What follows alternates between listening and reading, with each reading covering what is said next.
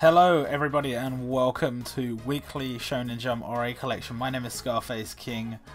This is kind of going to be a This Week in Ore Collection, kind of not, because I need to talk about there's been... Okay, so I've recorded my pulls video, that's going to be going out tomorrow.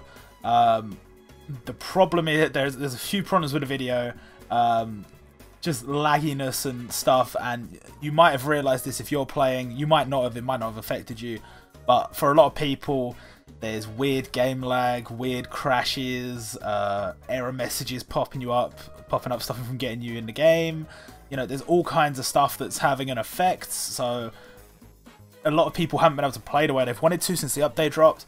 We're going to go over here, I'm going to go over all the news and stuff in this video. In the pulls video I keep talking about I'll do the news at the end of the video, so when that video does come out, please do ignore that. I'm going to talk about it in this video here. I'm going to try and make as much sense of it as possible, because some of the update is good, some of it's not so good. Pretty much the same with every update on this game. So, to start things off, they have changed the missions very slightly. The missions are now do a certain amount of runs of the event. I believe it's the... Does it say the final stage? It does not say the final stage. So do a certain amount of runs of any stage on the event, and then that goes up to 100, I believe, which should be right here, and that's fine. That really isn't much different than what we had before. Then we have this consume stamina on the event. Remember, we had this with the Katekyo Hitman Reborn Slam Dunk when that was out. If there's more than one event on, the stamina you spend on that event will count towards this, but it has to be spent on a quest event. So, just something to bear in mind. Here you have 500, 1000, all the way up to 3000. And then these last three, this is awesome. Or last four, really. Evolve, Ryo Ishizaki, 3-star, 4-star, and 5-star. And you get a gacha ticket for each. And then at the bottom, obviously, complete all missions, 50 orbs. Really nice change, I think.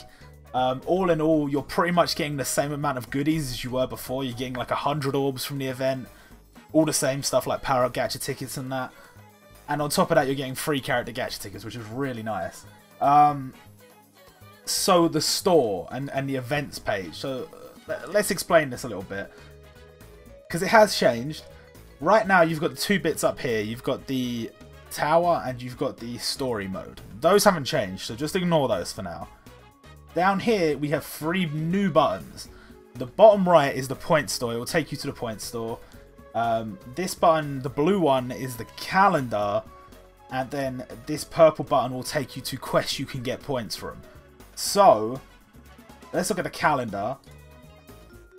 Basically, what this is going to show you is all the events that are coming. Did that show a different event at the top there? It showed the Dragon Ball event. I think that's one they've been using as an example for pretty much everything.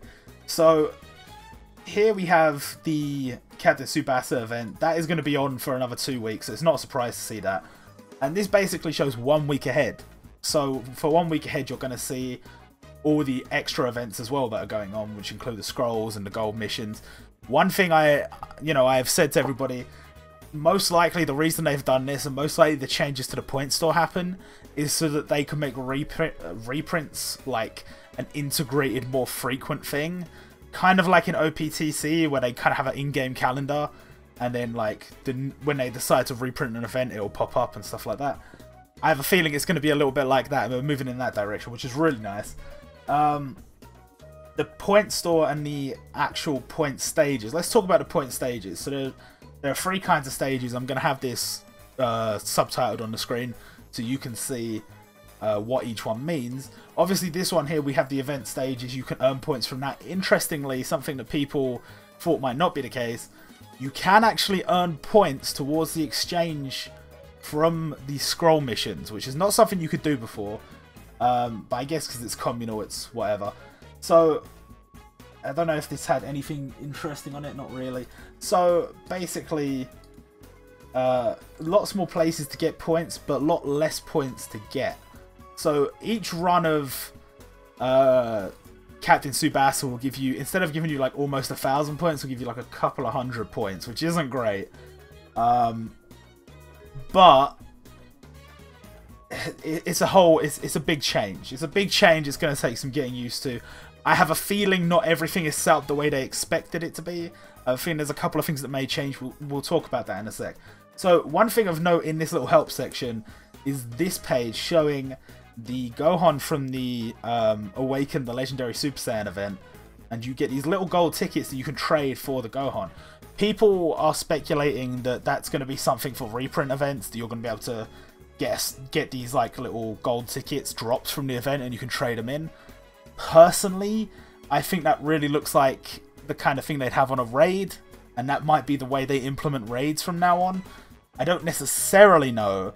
I guess we're just going to have to wait and see, but that would make sense because the raids won't be able to have their own points section anymore. So we'll see when that comes around. Right now in that section of the store there is nothing, so not a lot you can do, but it is interesting that they put a type and class and era filter in here. That makes me think there's going to be a lot of different characters in this store at once, which I think a lot of us are on board for. We're perfectly happy to get lots of goodies.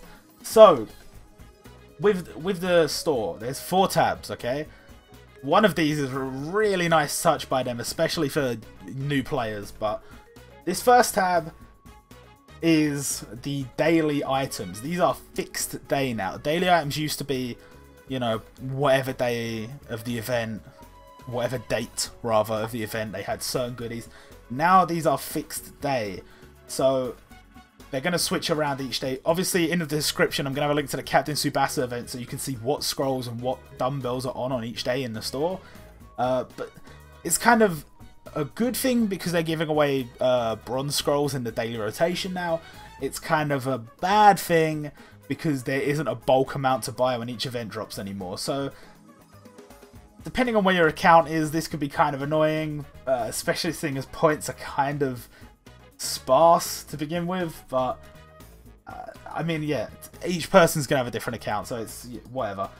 This second tab is where you get the evolvers for Ryo Ishizaki. The way they've laid it out like this, like I said, I think they are going to be doing lots of reprint events, and if that is the case, so think about this. If they bring around a lot of reprint events, but they maybe from the stage clear rewards and the missions, they don't drop copies of the character, you would still need to be able to get copies of the character from here, so then maybe that's where you get the gold tickets from. And then from here, they can have all the different tabs with the different characters that you need in order to evolve them, the little evolver units. So these are cheaper, and it's not like the first time around you don't actually have to buy a lot of them. Like this, for this event, I think you get given, well, you definitely get given almost enough to Victory Awaken 1, and then you get a bunch. Basically, you get almost the exact normal amount you would get from an event. I think you have to buy 1 more 4-star than you normally would. Or is it 1 more 3-star? It might be 1 more 3-star. So that change is actually really nice, but of course that comes along with the fact that you're getting less points. So it's kind of give with one hand, take with the other. Now this third tab has all the Jump Awakening medals for all the jump units in the game. This is such a nice touch, especially if you're just starting out and say you've pulled Seiya or Kenshiro or where's Taikubo? Taikubo from one of the events. You can just casually grab the medals you need at your own pace and Jump Awaken them. Such a nice thing for them to have done, because there's a lot of beginners that will have missed out. There's people that will have pulled a unit just before the banner went away and didn't get the medals. This is just great. What's also nice is the medals are no longer restricted. They used to do like 5 a day of each kind. Now you can just buy as many as you need. They're not that expensive. If you're one of the people with Kurapika, then lucky you, because his medals only cost 200 and he needs hardly any medals at all. So that was nice of them. And I think that's all I have to say on this page. I think it is a nice touch, there's no doubt. Interestingly, I think I noticed something about this, something I'm going to be talking in a video coming up in the future, but we'll leave that for now. This final tab. Okay, this is something you have to pay attention to. So here we have the Power Gacha Tickets. You can buy 200 of them. Sorry, you can buy them for 200. You can buy an unlimited amount of them, which is really nice. Here we have the Character Gacha Tickets. You can buy 1. So, you know, not a lot. and it costs 10,000. But you can buy that one every Wednesday. So every Wednesday it'll reset and you'll have a week to buy this one. So we're getting one character gacha ticket a week, which is nice.